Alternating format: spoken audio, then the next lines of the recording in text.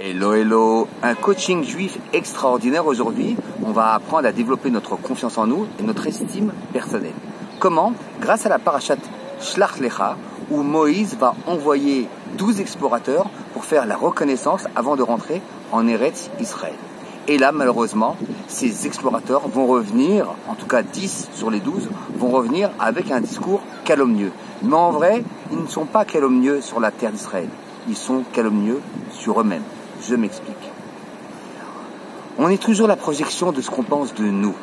On a toujours une estime de soi, ou une moins bonne, ou une très bonne estime de soi.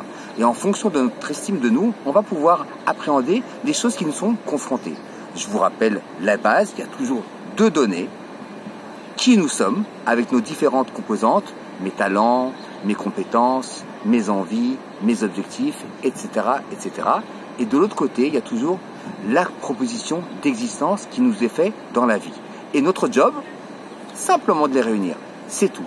Or, là, cette génération, notamment et les explorateurs, qui sont des sages pourtant, ont vécu un assistanat qui, au lieu de les construire, ne les a pas bâtis. Ils n'ont pas compris le message que recélait leur pérégrination. Ils ont vécu les 10 plaies d'Égypte, la mer qui s'est ouverte, les nuées de gloire qui les protégeaient en été, ils les protégeaient de la chaleur, en hiver qui les réchauffait, qui tuait les moustiques mais également les bêtes féroces, qui les éclairait la nuit, etc., qui leur aplanissait le chemin. Et également Moïse et Aaron qui leur disaient quand est-ce qu'il fallait camper ou lever le camp. Et donc ils se sont habitués à une certaine dépendance. Alors qu'en fin de compte, ils auraient dû développer une confiance, aussi bien en eux qu'en Dieu. Et donc, quand on leur a proposé de rentrer en Eretz Israël, effectivement, il y avait un défi physique important, mais il y avait un défi spirituel qui devait transcender tout ça, parce qu'ils ont eu tout le temps de grandir. Or, leur propre regard sur eux-mêmes n'étant pas suffisamment valorisé, ils ne se sont pas crus à la hauteur. Eh bien, pour nous, dans nos chemins et dans nos différents domaines de vie, que ce soit personnel, professionnel, affectif, émotionnel, de tout ordre, éducatif, dans tous les défis qui nous sont proposés, il va toujours falloir qu'on comprenne que la proposition d'existence qui nous est faite est toujours en corrélation avec les composantes que nous sommes. Sinon, on ne nous aurait pas proposé ça. C'est pas tout le monde qui gagne au loto et qui peut le gérer. C'est pas tout le monde qui a un job à responsabilité. C'est pas tout le monde qui est artisan d'expertise. C'est pas tout le monde qui a certaines spécificités.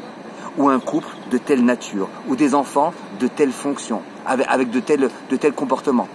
On s'est toujours, à chaque fois, adapté à une compétence, parce que Dieu veut notre bien et il veut nous faire grandir. Alors sachons prendre l'expérience des explorateurs qui leur a coûté très cher, parce que le passage pour en Eretz Israël devait durer 3 jours. La punition a été de 40 ans. Pendant 40 ans, ils ont pérégriné dans le désert pour justement atteindre cette confiance et être aptes enfin à pouvoir relever des défis que Dieu leur proposait. Non pas en tant que défis pour les faire chuter, mais défis pour pouvoir se mesurer à eux et pouvoir grandir. Alors, ne faisons pas l'erreur, acceptons ce qui nous est proposé en sachant que nous sommes à la hauteur, parce que nous sommes toujours à la hauteur, parce que les choses qui nous sont proposées sont toujours spécifiquement adaptées. Je vous dis Shabbat Shalom et bon courage.